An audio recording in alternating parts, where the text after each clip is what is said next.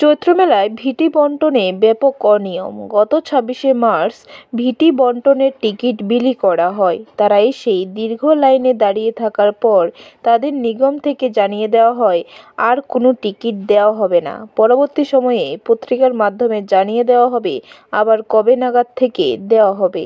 তারপর বুধবার অর্থাৎ ২৭শে মার্চ খবরের কাগজে ভিটি বণ্টনের জন্য ফরম বিতরণ করার জন্য দিনক্ষণ জানিয়ে দেওয়া হয় ২৮শে মার্চ।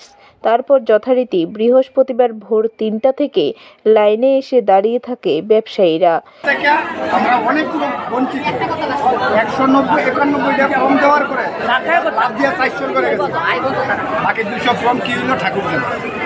আমরা তার কাছে আবেদন সবাই যাতে ফর্ম ২০০ ফর্ম আছে ফর্ম দিয়ে দেয়। এখন বর্তমানে ২০০ লোক নাই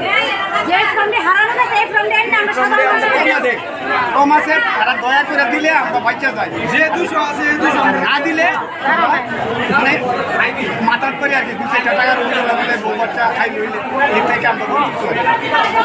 সকাল ৯টা থেকে যখন ফর্ম বিলি করা শুরু হয় তখন দেখা যায় ৬৭৯টি ফর্মের মধ্যে ১৮০টি ফর্ম শেষ হওয়ার পর সরাসরি চলে গেছে ৪০০ নম্বরে। সাথে সাথে শুরু হয় হুলস্থুলি। ব্যবসায়ীদের বক্তব্য, প্রায় ২০০টি টিকিট বিক্রি করার ফলে তারা টিকিট পায়নি।